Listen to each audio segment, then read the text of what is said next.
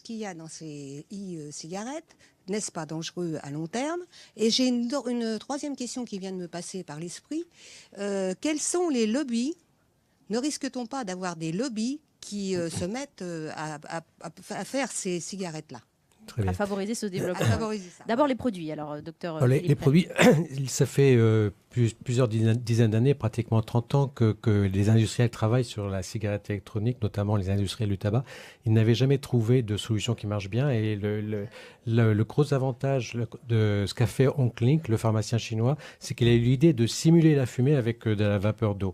Et cette vapeur, comment il l'a obtenue? Avec du propylène glycol, qui est ce produit qu'on utilise dans les théâtres pour faire la fumée. Ça peut être cancérigène, ça? Non, pas du tout. C'est un produit que vous utilisez tous les jours. Je suis sûr que tout le monde en a pris ce matin, sans le savoir. Pourquoi? C'est un produit, quand on le chauffe légèrement, eh bien, il attrape toutes les molécules d'eau dans l'air et il forme cette vapeur. D'accord. Et sinon, il maintient l'humidité dans les aliments, dans les médicaments. Si vous avez un pain de mie qui dure 10 jours, ben, il y a du propylène glycol dedans. Sinon, il tiendrait pas. Vous à ce droguez temps-là. au pain de mie, il y en a qui le font. Il y en a qui font ça. Donc, il y en a vraiment beaucoup. Il n'y a pas de goudron, il n'y a pas de monoxyde de carbone dans les cigarettes électroniques. Non, il n'y a pas de combustion de tabac, donc on élimine tous les grands poisons du tabac. Donc ça, c'est vraiment la grande différence. Et justement, vous parliez de dangerosité et d'effets à long terme.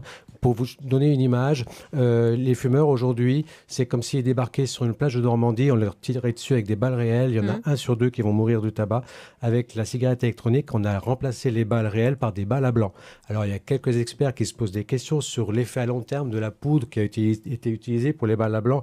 Vous voyez bien qu'il n'y a aucune commune mesure. Réagissez sur le hashtag E1 midi. Elle avait une question, Andy aussi, et c'est la même question que Brigitte, sur le lobby des cigarettiers, sur le manque à gagner aussi pour les bureaux de tabac dans ce système. Alors ça, c'est compliqué. Je crois que très clairement, ce marché est un marché qui se développe très vite, qu'on voit très bien, au fur et à mesure que le marché des cigarettes électroniques se développe, le marché du tabac baisse, moins 8% depuis le début de l'année. Et donc, tous les acteurs vont s'y retrouver. L'industrie du tabac qui va lancer plein de produits l'an prochain. Et moi, je voudrais juste dire une chose. Pour moi, c'est pas la même chose de vendre des parachutes ou des kalachnikovs.